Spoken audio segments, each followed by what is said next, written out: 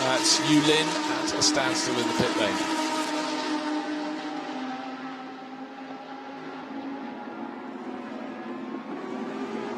Can Alex Au hang on at the front of the race? Just under 0.6 of a second clear at the start of the lap. 5 minutes 40 seconds of the race until the checkered flag is coming out, and suddenly a problem. Second place has become third. A little mistake, I think. Was it a missed gear change? I can't really work out why momentum was lost by Ochai, but Evan Chen didn't need a second invitation, and he's gone right up into second place. Now let's see what he can do about the race leader. Alex Au leading. Will he be there at the end of the lap? Certainly Evan Chen has got a lot of momentum as he goes through the first part of Spoon. Is he carrying too much speed? Will he have to scrub a little bit so that he can turn into the final part of the long dipping left-hander? No, he all looks absolutely fine. But again, Alex Au actually very tidy in front of him. Now the first two have got away. What was the problem for Ochai? He was second, then suddenly he was back in third. He's got Puhaka all over his tail, but something, maybe just the smallest of mistakes, lost him his momentum. Maybe attacked too hard and had to come off the power. And don't wait to be asked twice. Up the inside, very tidy from Evan Chen. I don't know why Alex Au made it quite as easy for his challenger as he did, but it's Gamma Racing back at the front as they were in the first two races of this championship. First to the finish yesterday as well, until being disqualified for a technical infringement in the ride height department. Yusuf Pohaka is now up into third place. Ochai, I don't know what was going on that lap. Have his tyres completely gone away from him? But the Ho Just Racing entry, number 38, started pole position, falling back into the pack, and he's now got company aplenty in behind. In fifth place overall, leading the AM class, is number 39 entry of Hulin Han, and that looks so it's going to go past Ochai as well very soon. Gabriele Moroni coming in, car number 88, to serve his drive-through penalty. No, not just drive-through, stop and go, not for a few seconds, for 30 seconds, overtaking under the safety car. Hopefully we'll never do that again.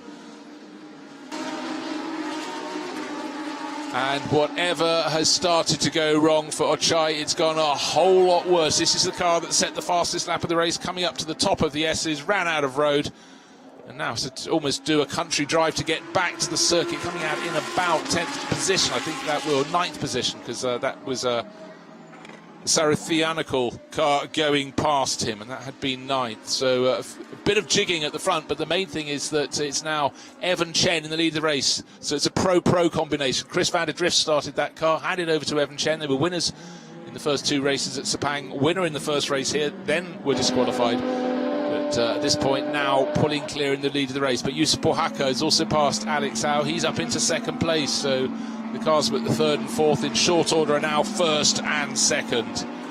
Puhaka is coming all along. In third place it's Alex Au, the white car in the background of the shot, and he's got, I think that's Huilin Han right on his tail.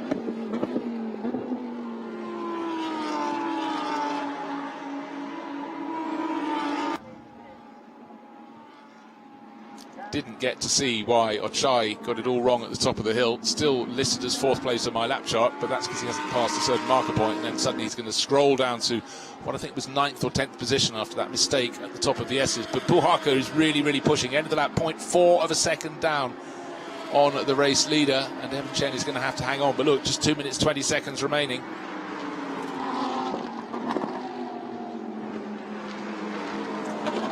Suddenly Alex Au lost 2 more positions, so maybe he was caught up in that same moment. But the 66 goes down, number 7.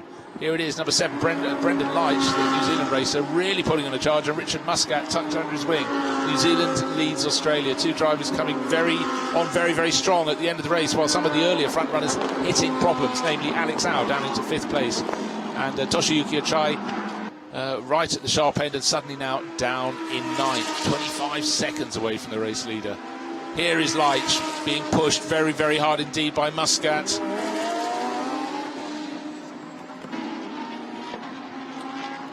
Muscat's highest finishing position was 6th yesterday, 2 7th places in the opening races in Malaysia. But right now, with 1.5 minutes remaining, let's concentrate on the lead battle. Yusuf Pohaka's got this lap, and I would suggest just enough time to start one more. We will see. Official finish time 38. No. The last lap line will be coming up. The sign will be shown to us. So, yeah, just enough time to get on the final lap. Where will Puhaka make his move? Surely it's a question of where, not when. But actually, very good run through the Degners and under the bridge.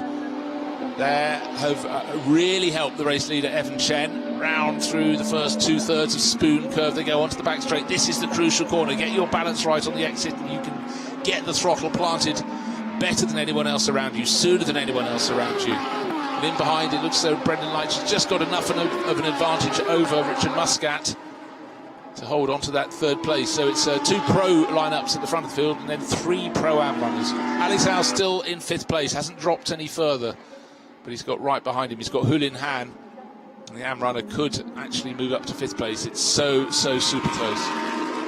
Down the start finish straight, a bit of a wobble there from Evan Chen. I don't know why the car was so unsettled, but look, Paul Harker's got a better exit. He tried to slipstream, he's going the outside, but he's carrying more speed down the start finish straight. But you've got to be bold on the outside, you've got to have the driver on the inside being slightly complicit. Evan Chen very late on the brakes. This is the point that the Finn could be able to tuck underneath him and be tighter on the exit, but Chen, oh, that was very wise. He managed to get his car just where it needed to be. I thought he braked too late, but by having been on the outside, and then a mistake into the first part of the S's from Paul Harker. Easy for me to say, but you can see the tail of the car started to come around, just hit the curb, and it really cost him. Half a lap to go on this, the final lap of the race. Where is the passing manoeuvre going to come? It was semi-considered into the turn 1, but Evan Chen super late on the brakes, and he got away with it. Is it going to be 2 wins in 2 days? Don't forget, I'll just mention this one more time. It was taken away, last night's victory taken away from the Gamma Racing crew. So that is why Chris van der Drift and Evan Chen are so clean to put it right today. Through the right-hand kink before the hairpin. Again, Evan Chen is offering no chink in his armour, no little sniff at all for Paul Harker to try and find a way past him. It looks like Evan Chen has done enough, but there's still the entrance to Spoon, all of Spoon, 130R and the chicane, all super tricky corners. But I think at this late stage in the race, we saw that twitch at the top of the hill coming onto the start-finish straight last time around from Evan Chen. I thought, oh my gosh, and so did Yusuf Paul Harker. He thought, right, you're really struggling for grip, I've got a chance to accelerate past you. It didn't come to be, but that was because Evan Chen showed real fighting spirit for Gamma Racing. Just somehow managed to get the braking done sufficiently to turn into turn 1, but this time around he's eked out an advantage. It's probably about 0.6 of a second. That surely will be enough. Up to the chicane for the final time. This is the penultimate set of corners.